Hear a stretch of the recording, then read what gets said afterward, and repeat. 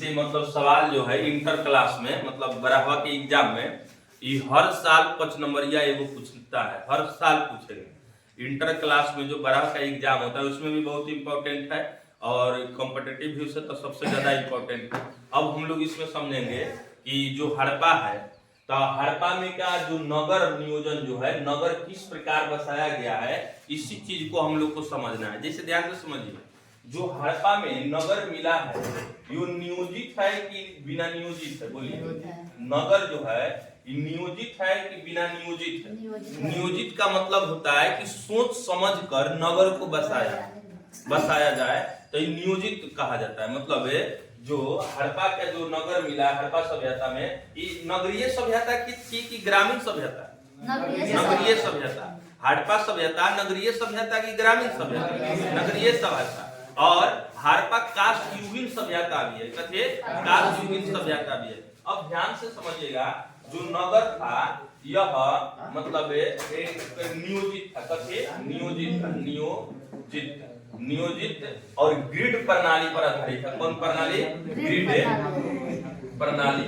अब ध्यान से समझिएगा, प्रणाली का मतलब होता है, ग्रिड प्रणाली का मतलब है जाल की तरह। जैसे देखिएगा कि जो हड़प्पा के लोग जब नगर बसाते थे तो नगर जैसे हो गया, तो नगर को सबसे पहले जैसे मान लीजिए कि यहाँ पे है, तो नगर को सबसे पहले ये लोग किला बंदी करता था। किला बंदी का मतलब इसको चारों ओर से पहले घेर देता था, ये चारों ओर मतलब गेट दे देता था, तब जाके इसमें जो है कोई बस्ती बसाया जाता था। और जो घर और मकान बनते थे हड़प्पा सभ्यता में, यह सभी को जो है रोड के किनारे ऐसे बसाया जाए, मतलब चौकार रोड बनाकर मतलब चारों ओर से, तब जाके इसको बसाया जाता था। तो इसीलिए पूछेगा मतलब सब जाल की तरह, इधर भी सड़क, इधर भी सड़क, इधर भी सड़क, ऐसे करके। तो इसीलिए कोई कहेगा कि हड़प्पा सभ्यता कौन सी सभ्यता थी? तो नगरीय सभ्यता थी। और यह नियोजित तरीके से बसाया गया था, मतलब सोच समझ के। और यह ग्रिड प्रणाली पर आधारित थी। ग्रिड प्रणाली का मतलब होता है जाल जैसा, कथिए जाल जैसा। जैसे देखिए एक कतार में जैसे ऐसे ऐसे कर दिए, इधर उधर घर बना दिए, इधर इधर सड़क बना दिए, फिर घर बना दिए, तो ये सब जो घर है, ये सड़क है, फिर ये घर है, फिर ये सड़क है, ऐसे ऐसे, तो ये जो है जाल व्यवस्था। तो हड़प्पा सभ्यता के जो भी नगर मिला है वह सभी कथी है? नियोजित है, सुनियोजित है। इस समझ में आया ना? और ध्यान से समझिएगा कि हड़प्पा में दो प्रकार के नगर बसाए गए हैं। एक देखिए, एक पूर्वी वाला और एगो पश्चिमी छोर वाला। ध्यान से समझिए, एक जो है हड़प्पा में दो तरह के नगर को बसाया गया था। एक पूर्वोत्तर, बोलिए तो पूर्वी क्या लिखा है? पूर्वी टीला। हाँ, पूर्वी टीला और पश्चिमी टीला। अब ध्यान से समझिएगा कि जो हड़प्पा सभ्यता है इसमें मतलब कोई नगर है तो नगर को दो वर्गों में विभाजित किया गया है। एक पूर्व दिशा की ओर और एक पश्चिम दिशा की ओर। और ये जो है पश्चिम दिशा वाला ये ऊंच स्थान पर है। कौन सी स्थान पे है? ऊंच स्थान पे। और यह संभवतः देखिए है जो है ये नीचा स्थान पे, है नीचे है, मतलब इसके तुलना में नीचा है। जैसे देखिए मान लीजिए आप फिल्में देखने जाते हैं तो जो जितना अधिक रुपया देगा उतना ही ऊपर वाला मतलब सीट उसको मिलेगा। तो ये कहने का अर्थ है कि गरीब और अमीर को दर्शाता है। ये गरीब नीचे बैठता है और अमीर कथी ऊपर। तो ये जो ऊपरी सीमा है, उच्च पर ना है, तो ऊपरी सीमा है, तो यहाँ पे शासक वर्ग रहते होंगे। कथी? शासक वर्ग के कहने का मतलब है कि जो मतलब बड़ा बड़ा आदमी था वह कौना टीला हो रहता था?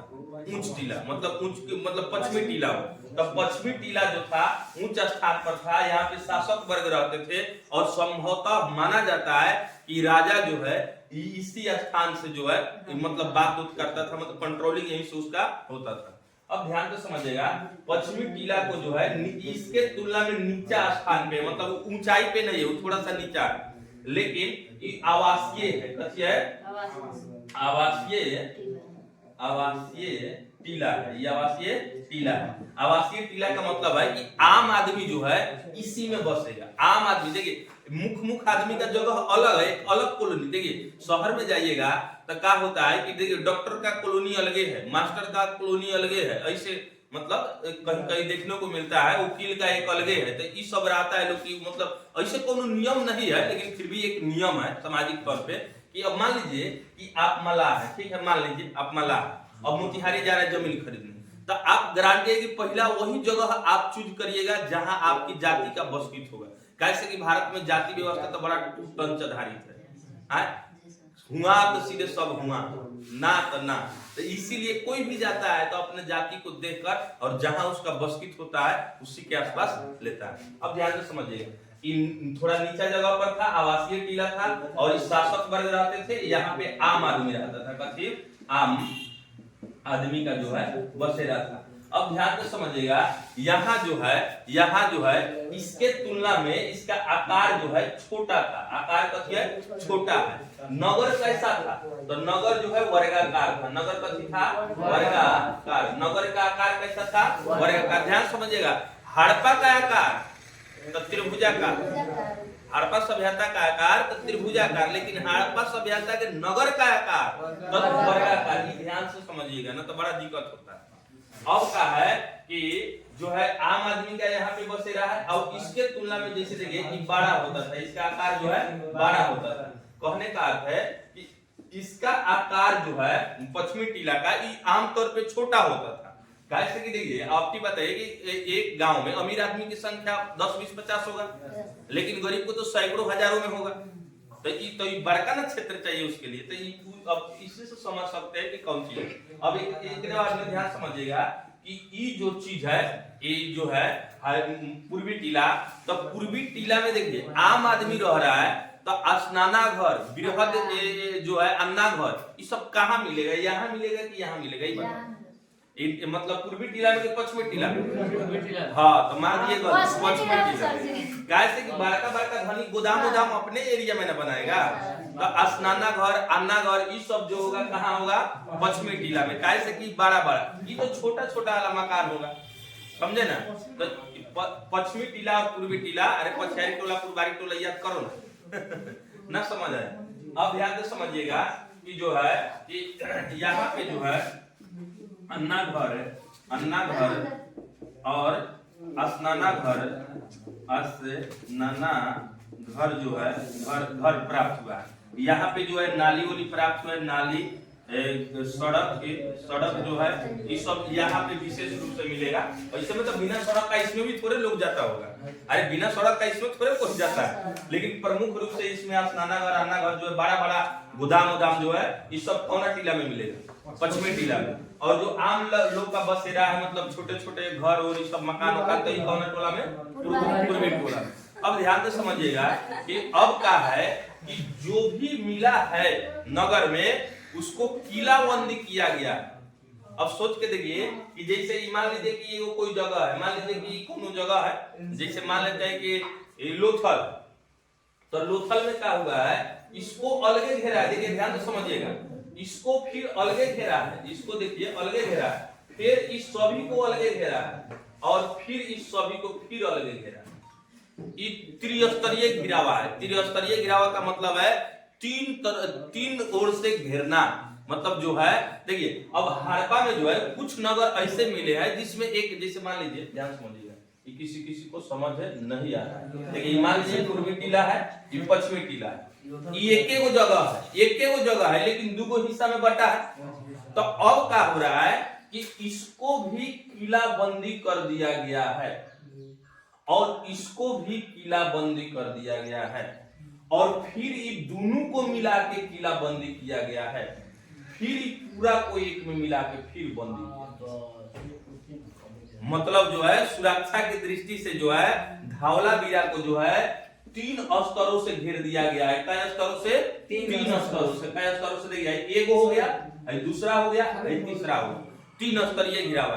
तो ध्यान से समझिएगा, ये पूछेगा कि सुरक्षा की दृष्टि से हड़प्पा सभ्यता की जो धौलावीरा है, धौलावीरा में जो है धौलावीरा में जो है स्तरीय घिरावा, त्रिस्तरीय घिरावा है, त्रिस्तरीय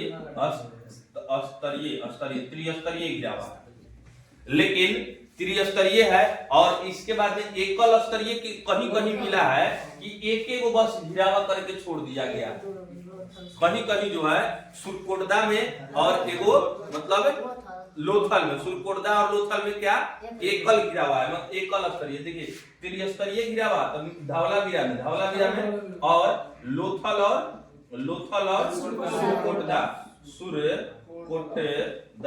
तो लोथल और सुरकोटदा में एकल गिरावा है, कहते एकल स्तरीय गिरावा है, स्तरीय गिरावा है।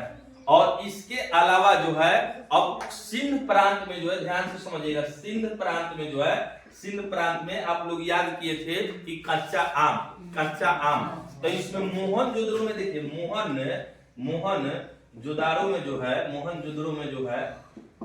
मोहनजोदड़ो में इस सुरक्षात्मक गिरावा है, लेकिन बाकी कहीं नहीं है। सिंध प्रांत में जो है बाकी कौन सा है, मतलब आमरी हुआ, आमरी कोट दीजी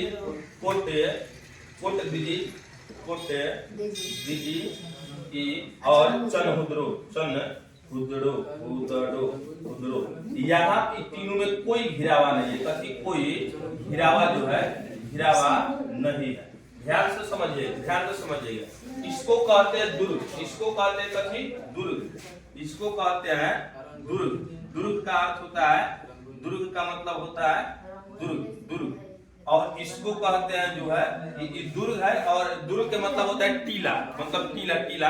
अरे गढ़ नहीं कहा जाता है, दुर्ग कहिए, गढ़ कहिए और या टीला कहिए। इस सभी जो है इसी को कहा जाता था। भाई तो समान स्तर में था, तो इसका कोई विशेष नाम नहीं है।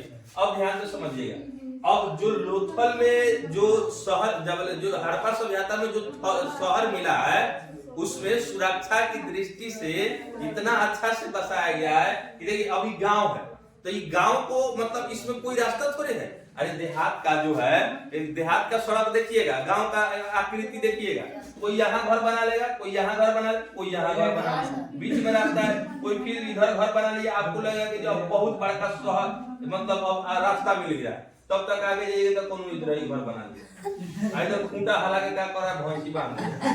अब जाइएगा पूंछ से आपका स्वागत करेगा, भैंसी आइए हमारे टोला में स्वागत है।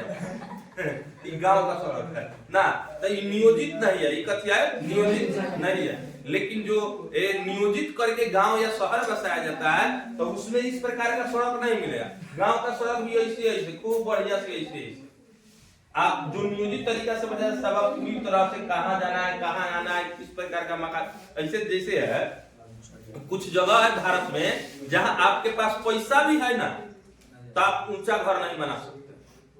जिस आकार का, जिस मोहल्ला में जिस तरह का घर है, उसी प्रकार आपको बनाना होगा। ऐसा नहीं कि आपके पास पैसा हुआ तो 3 ताला बना दिए ना, पैसा वैसे अलग जगह खरीदिए, अलग जाके बने, तो ऐसा भी एक प्रकार का मतलब बसाया जाता है नियोजित करके और आने जाने की सुविधा। तो अब यदि आपसे अब बाकी जो जगह है, तब बाकी द्विस्तरीय गिरावा, बाकी जितना त्रिस्तरीय गिरावा कहाँ मिला है, धवलावीरा में। अब एकल स्तरीय तो लोथल और सुरकोटदा में, और कोई भी गिरावा नहीं है। तो आमरी में, कोटदीजी और चनहुद्रो में, मोहनजोदड़ो में गिरावा है, द्विस्तरीय गिरावा, समझ गए ना। अब बाकी सब जगह जो है ये सब द्विस्तरीय गिरावा है। क्या स्तरीय गिरावा है? जैसे देखिए अब ये एक गो गांव ना है, अरे गांव का एक गो भले 2 जगह में बैठा है, तो इसको पूरा को घेर देते ये एकल गिरावा, फिर इसको घेर दिए तो दूसरा गिरावा, फिर इसको घेर दिए तीसरा गिरावा। तो जो है आमरी, कोटदीजी और चनहुद्रो में कोई गिरावा नहीं मिला। और जो लोथल और सुरकोटदा में है एकल स्तरीय गिरावा है, मतलब एक उसी में दोनों को घेर दिया गया। और धवलावीरा में त्रिस्तरीय गिरावा। तो इस सब जो है यहाँ का जो है नगर बसने के जो है कुछ मतलब एक तौर तरीके अपनाए गए थे, जो विश्व की अन्य सभ्यताओं में देखने को नहीं मिलता। अरे ना समझ आया सर? तो ये सब जो है आपका आज नगर कंप्लीट हो गया। इसके अलावा जो आगे जो है हम लोग फिर देखेंगे कल, आस्ते आस्ते करके थोड़ा करके चला जाए, लंबा वीडियो हो जाने के बाद दिक्कत हो जा रहा है, तो रहने दिया जाए। ठीक, तो यहाँ तक आपको कवर करना है।